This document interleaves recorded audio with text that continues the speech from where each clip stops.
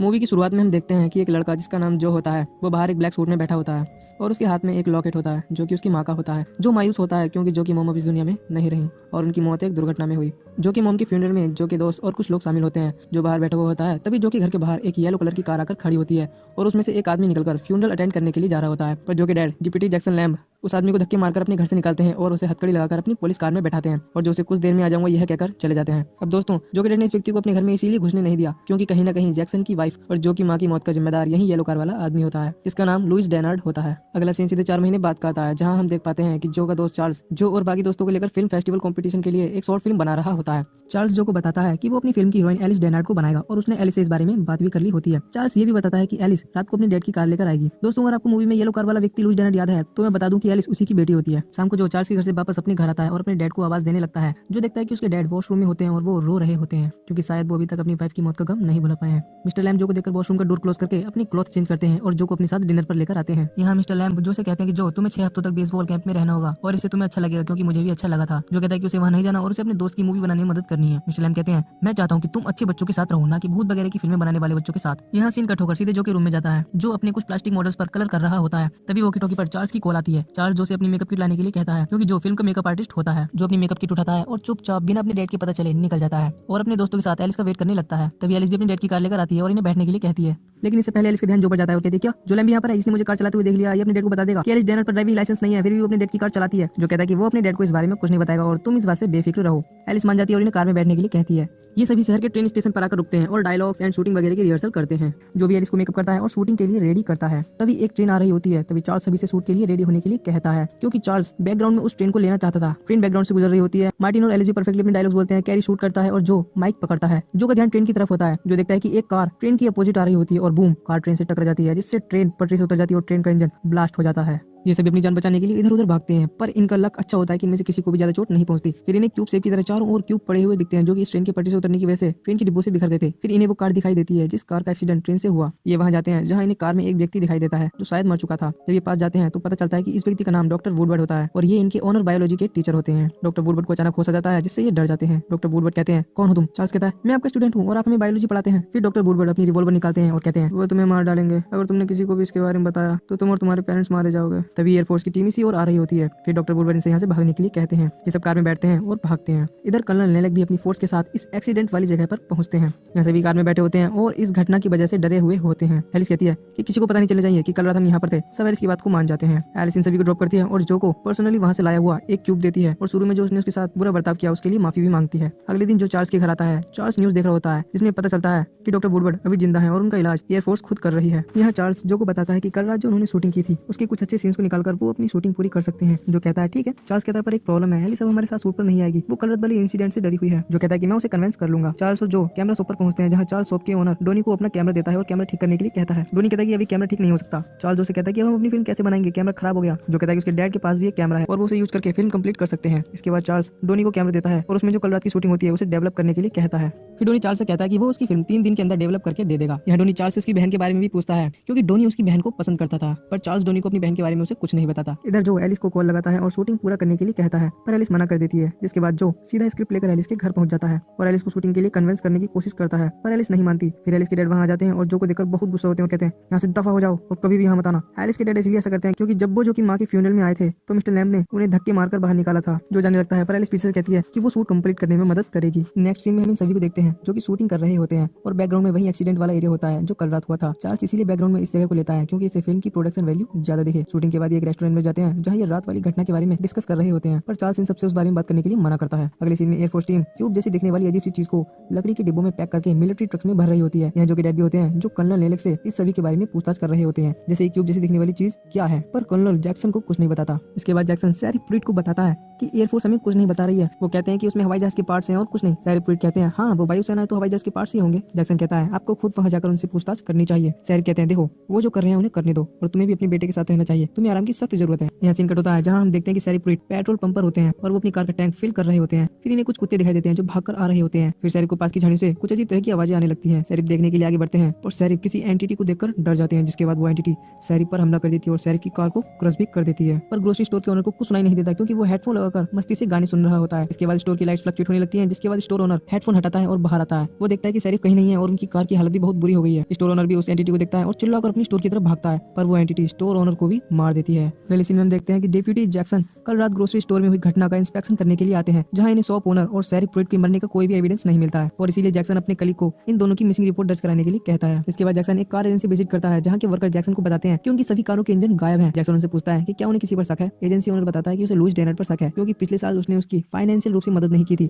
और भी लोग बताते हैं कि उनके ट्रक्स, कार्स वगैरह के इंजन गायब हो रहे हैं। जैक्सन का शक लुइस पर नहीं होता क्योंकि वो इतने सारे लोगों के कार्स के इंजन एक ही रात में नहीं निकाल सकता। पर जैक्सन जानता था कि इन सभी अजीब घटनाओं में एयरफोर्स का बहुत बड़ा हाथ है, क्योंकि जब से वो ट्रेन हादसा हुआ तब से ही एयरफोर्स इस शहर में भटक रही है और ये अजीब घटनाएं हो रही हैं। शाम के वक्त जो अपनी डॉगी लूसी को ढूंढ रहा होता है, पर उसे उसकी डॉगी नहीं मिलती, जिसके बाद वो एक मिसिंग पोस्टर लगाता है, पर वहाँ पहले से बहुत सारे कुत्तों के मिसिंग पोस्टर लगे होते हैं। दोस्तों, ये शहर में क्या हो रहा है? कुत्ते गायब हो रहे हैं, इंजन चोरी हो रहे हैं, तो चलिए ये सब हमें आगे पता चलेगा। जो मिसिंग पोस्टर लगाने के बाद अपने घर पहुंचता है। घर पर जो के डैड और उनके 2-3 सहयोगी पुलिस वाले भी होते हैं, जहां ये सब उस एयरफोर्स के बारे में डिस्कस कर रहे होते हैं, जैसे कि वो अजीब से क्यूब क्या है और वगैरह वगैरह। तभी घर की लाइट्स फ्लक्चुएट होने लगती हैं। जैक्सन पुलिस स्टेशन में कॉल करता है और शहर की लाइट्स के बारे में पूछताछ करता है, तो जैक्सन को पता चलता है कि पूरे शहर में लाइट फ्लक्चुएट हो रही है और इसकी वजह के बारे में उन्हें नहीं पता। दोस्तों, इन सभी क्वेश्चंस के बारे में मैं आगे डिस्कस जरूर करूंगा। खैर, अगले सीन में हम एक इलेक्ट्रिशियन को देख पाते हैं जो कि उस इलाके की चेकिंग करने आया होता है, पर उस पर वही शैडोइंग फिगर हमला कर देती है जिसने शरीफ प्रीट और ग्रोसरी स्टोर के ओनर पर हमला किया होता है। अगले दिन पुलिस डिपार्टमेंट की तरफ से शहर के लोगों के साथ एक मीटिंग होती है, जहां जैक्सन एक करके सभी से क्वेश्चन पूछता है। फिर एक औरत बताती है कि उसकी इन्वेंट्री से 20 माइक्रोवेव ओवन गायब हो चुके हैं, शहर की बत्ती गुल हो गई है, लोग भी गायब हो गए हैं। इसके बाद एक बूढ़ा व्यक्ति बताता है कि जब वो अपना रेडियो ऑन करता है तो उसे मिलिट्री की आवाजें आती हैं। जैक इस व्यक्ति से अकेले में बात करता है और उन मिलिट्री की आवाजों वाली फ्रीक्वेंसी एड्रेस को लेता है। इसके बाद जैक्सन पुलिस स्टेशन में रखे सभी रेडियो पर उस फ्रीक्वेंसी को लगाने के लिए कहता है। यहाँ पुलिस स्टेशन में लुइस डेनर भी होता है क्योंकि उसे कार इंजन की चोरी के शक में पकड़ा था, पर वो बेकसूर होता है, इसलिए उसे छोड़ रहे होते हैं। और जाते जाते लुइस जैक्सन से कहता है, तुम्हारा बेटा जो मेरी बेटी एलिस से मिलने के लिए मेरे घर आया था, उससे कह देना कि वो मेरी बेटी से दूर रहे। और इतना कहकर लुइस वहाँ से चला जाता है। अगले सीन में हम देखते हैं कि जो एलिस का मेकअप करता है और उसे अपने प्लास्टिक मॉडल्स भी दिखाता है। यहाँ पुलिस रेडियो पर वायुसेना की बातें सुन रही होती है, जहाँ जैक्सन को सीक्रेट ऑपरेशन वॉकिंग डिस्टेंस के बारे में पता चलता है। नेक्स्ट सीन में हम इन सभी को शूटिंग करते हुए देखते हैं और बैकग्राउंड में एयरफोर्स होती है जो कि डॉक्टर वुडवर्ड के घर की छानबीन कर रही होती है। तभी जो के डैड वहाँ जाते हैं और जो को कार में बैठाते हैं और चार्ल्स से कैमरा लेकर कार में रखते हैं। इसके बाद जैक्सन कर्नल नेलेक से फिर से पूछताछ करता है, पर कर्नल जैक्सन को लाइटली लेता है और कुछ भी बताने से मना करता है। फिर जैक्सन ऑपरेशन वॉकिंग डिस्टेंस के बारे में पूछता है। ऑपरेशन वॉकिंग डिस्टेंस के नाम से कर्नल की हवा टाइट हो जाती है और जैक्सन को सब बताने के लिए मान जाता है,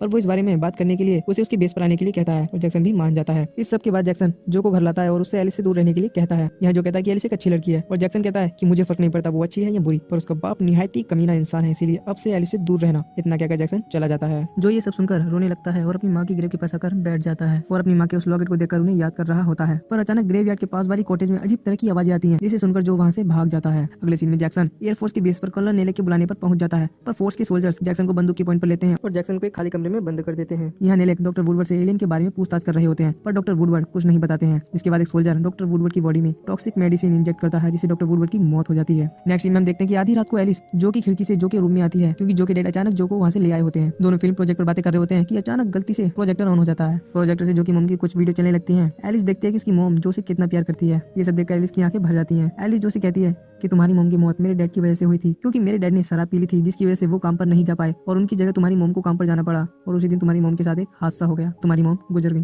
फिर अचानक डेस्क पर रखा क्यूब हिलने लगता है और तेजी से दीवार फाड़कर उड़ जाता है। ये देखकर ये दोनों शॉक हो जाते हैं। इस सब के बाद एलिस अपने घर लौटती है, जहाँ उसके डैड शराब पी रहे होते हैं। मिस्टर डेनर्ड एलिस से पूछते हैं कि तुम इतनी रात में कहाँ गई थी, पर एलिस इस बात को इग्नोर करती है। जिसके बाद मिस्टर लुइस डेनर्ड अपनी बेटी पर चिल्लाते हैं और कहते हैं तुम भी अपनी माँ की तरह मुझे परेशान करती हो, जाओ निकल जाओ घर से। एलिस रोने लगती है और साइकिल लेकर भागने लगती है। कार से एलिस का पीछा करते हैं और एलिस को सॉरी बोलते हैं। फिर ड्रिंक एंड ड्राइव की वजह से मिस्टर डेनर्ड का एक्सीडेंट हो जाता है, जिससे मिस्टर डेनर्ड पूरी तरह जख्मी हो जाते हैं। एलिस भी रुक जाती है और रोने लगती है। तभी अचानक एलिस के सामने एलियन आ जाता है, जिससे एलिस चिल्लाने लगती है। एलिस की आवाज सुनकर मिस्टर डेनर्ड कार से बाहर आते हैं, पर तब तक एलियन एलिस को ले जाता है। नेक्स्ट सीन में चार्ल्स और जो कैमरा वाली शॉप पर जाते हैं, जहाँ से चार्ल्स धोनी से डेवलप की गई फिल्म लेता है। जिसके बाद ये दोनों घर लौटते हैं और चार्ल्स जो से सीधी मुंह बात नहीं कर रहा होता है। जो चार्ल्स से इसकी वजह पूछता है तो चार्ल्स बताता है कि वो एलिस को पसंद करता था, पर शुरुआत से ही तुम उस पर लाइन मार रहे हो और इसीलिए फिल्म की शूटिंग के लिए चार्ल्स ने एलिस को सिलेक्ट किया ताकि वो एलिस से अपनी जान पहचान बढ़ाए, ना कि तुम। जो चार्ल्स इस बात के लिए सॉरी कहता है। चार्ल्स कहता है कोई बात नहीं, मुझे इस बात से कोई परेशानी नहीं, परेशानी इस बात से है कि एलिस भी तुम्हें पसंद करती है। इस वार्तालाप के बाद चार्ल्स ट्रेन हादसे वाली टिप प्ले करता है। ये देखते हैं कि उस ट्रेन में अजीब क्यूब्स के अलावा एक एलियन भी था, जो इस वीडियो में साफ साफ दिख रहा था। यहाँ एयरफोर्स एयरफोर्स की टीम लिलियन शहर के जंगलों में ऑपरेशन वॉकिंग डिस्टेंस के अकॉर्डिंग आग लगा देती है, जिससे शहर में इमरजेंसी अलर्ट हो जाता है। चार्ल्स और जो भी इमरजेंसी अलार्म की आवाज सुनते हैं, इन दोनों को एक बस में बिठाया जाता है और वहां छोड़ा जाता है जहां शहर के बाकी लोग होते हैं। चार्ल्स को अपनी मॉम दिखती है, जिस वजह से वो अपनी मॉम के पास रुक जाता है और जो अपने डैड को ढूंढने लगता है, पर उसके डैड उसे नहीं मिलते। फिर जो की नजर एलिस के डैड लुइस पर जाती है, जो कि कल रात जख्मी हुए थे। जो लुइस के पास जाता है और उनसे पूछता है कि एलिस कहाँ है। पहले तो मिस्टर डेनर जो से बुरे व्यवहार के लिए माफी मांगते हैं और इसके बाद वो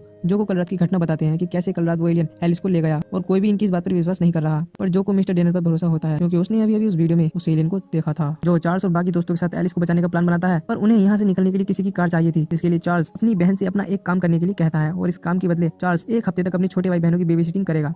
खैर, प्लान के अनुसार चार्ल्स की बहन जैन कैमरा शॉप के ओनर डोनी के साथ फ्लर्ट करती है और कहती है कि हम दोनों दोस्त बन सकते हैं अगर इससे पहले तुम मेरी एक मदद करोगे। तो डोनी मदद करने के लिए राजी हो जाता है, क्योंकि वो जैन को पसंद करता था। डोनी इन्हें अपनी कार में बैठाता है। जो के प्लान के अनुसार ये सबसे पहले स्कूल जाते हैं, जहाँ इन्हें डॉक्टर वुडवर्ड के पर्सनल लॉकर से कुछ डॉक्यूमेंट्स और वीडियो क्लिप्स मिलते हैं। ये उन टेप्स को प्ले करते हैं जहाँ इन्हें ये पता चलता है कि डॉक्टर वुडवर्ड 1963 में एयरफोर्स के साथ काम करते थे। डॉक्टर वुडवर्ड उस एलियन और उसके अजीब से क्यूब मटेरियल पर तरह तरह के एक्सपेरिमेंट करते थे। पर एक दिन जब डॉक्टर वुडवर्ड उस एलियन के केस के पास से गुजरे, तो उस एलियन ने डॉक्टर वुडवर्ड पर हमला कर दिया। इस दौरान एलियन ने डॉक्टर वुडवर्ड को उठाया, तो एलियन ने डॉक्टर वुडवर्ड को टेलीपैथी के जरिए बताया कि वो अपने प्लेनेट वापस जाना चाहता है और वो इन एक्सपेरिमेंट की वजह से काफी तकलीफ में है। डॉक्टर वुडवर्ड ने उसी दिन से फैसला कर लिया कि वो एलियन की उसके प्लेनेट वापस जाने में मदद करेंगे। तो दोस्तों, आपको समझ आ गया होगा कि डॉक्टर वुडवर्ड ने ट्रेन के साथ क्यों एक्सीडेंट किया और क्यों एलियन को आजाद किया। खैर, यहाँ इन्हें ये भी पता चलता है कि ये एलियन जमीन के नीचे रहना पसंद करता है। ये इस एलियन के बारे में और जानने की कोशिश कर ही रहे होते हैं कि इन्हें एयरफोर्स के ट्रक्स की आने की आवाज आती है। डोनी इन्हें इन्फॉर्म नहीं कर पाता, क्योंकि उसने थोड़ा सा नशा कर लिया था। एयरफोर्स स्कूल में आ जाती है और इन सभी को पकड़ लेती है। यहाँ डोनी अपना होश संभालता है और शहर की पुलिस को इन्फॉर्म करता है कि एयरफोर्स ने जो और बाकी बच्चों को पकड़ लिया है। यहाँ जो के डैड एक सोल्जर को मारकर बेहोश करके उसकी यूनिफॉर्म पहनकर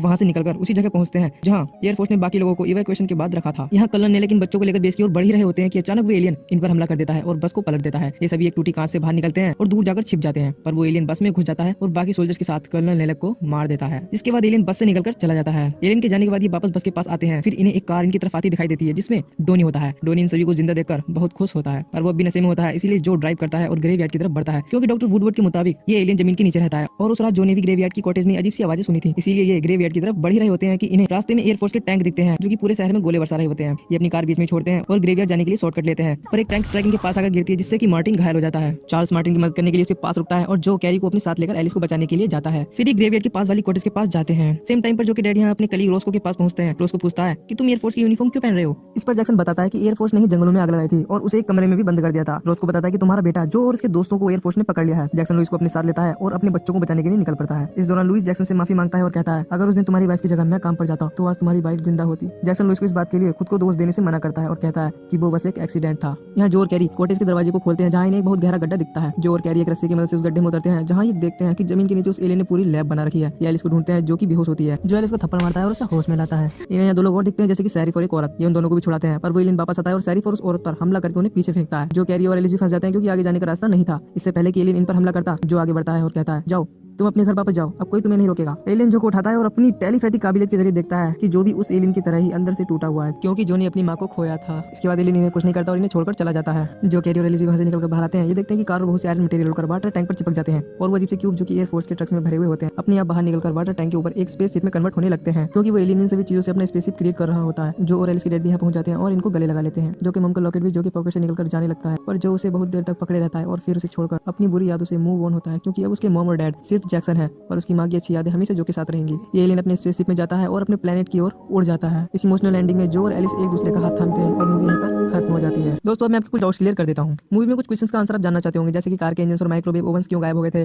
शहर की लाइट्स फ्लक्चुएट क्यों हो रही थी और शहर के सभी कुत्ते कहाँ चले गए। तो कार के इंजन और माइक्रोवेव ओवंस को उस एलियन ने अपने स्पेसशिप को क्रिएट करने के लिए यूज किया, जिस वजह से उस एलियन ने कार के इंजन और माइक्रोवेव ओवन को चुरा लिया था। शहर की लाइट्स इसलिए फ्लक्चुएट होती थी क्योंकि उस एलियन को जमीन के नीचे अपनी लैब चलाने के लिए बहुत ज्यादा पावर सप्लाई की जरूरत थी, इसलिए जब भी वो एलियन अपनी लैब में काम करता था लाइट फ्लक्चुएट होने लगती थी। और शहर के सभी कुत्ते कहीं भी गायब नहीं हुए थे, क्योंकि वो कुत्ते शहर के बाहरी इलाकों में पाए गए थे। बेसिकली डॉग्स की स्मेल सेंस बहुत ही पावरफुल होती है, जिस वजह से कुत्तों को पता चल गया था कि शहर में कुछ ऐसा है जिसकी वजह से उन कुत्तों को हानि पहुंच सकती है या उन्हें नुकसान हो सकता है, इसलिए वो कुत्ते शहर के बाहरी इलाकों में चले गए थे। और दोस्तों, अगर आपको इस मूवी से रिलेटेड और कोई भी क्वेश्चन हो तो कमेंट करके जरूर पूछें। वेल, आप लोगों ने मेरी प्रीवियस वीडियो को काफी अच्छा रिस्पांस दिया है। अगर आपको ये एक्सप्लेनेशन पसंद आए तो लाइक करना और एक छोटी सी रिक्वेस्ट, चैनल जरूर सब्सक्राइब कर देना, ताकि वीडियो अपलोड करते ही आपको नोटिफिकेशन मिल जाए। मैं मिलूंगा आपसे नई वीडियो में, तब तक के लिए बाय बाय। और दोस्तों, प्लीज बैकग्राउंड नॉइज को इग्नोर करना, क्योंकि यार मेरे पास अच्छा माइक नहीं है और दूसरी बात बहुत शोर मचाते हैं यार मेरे आसपास वाले। तो मैं मिलूंगा आपसे नई वीडियो में, तब तक के लिए।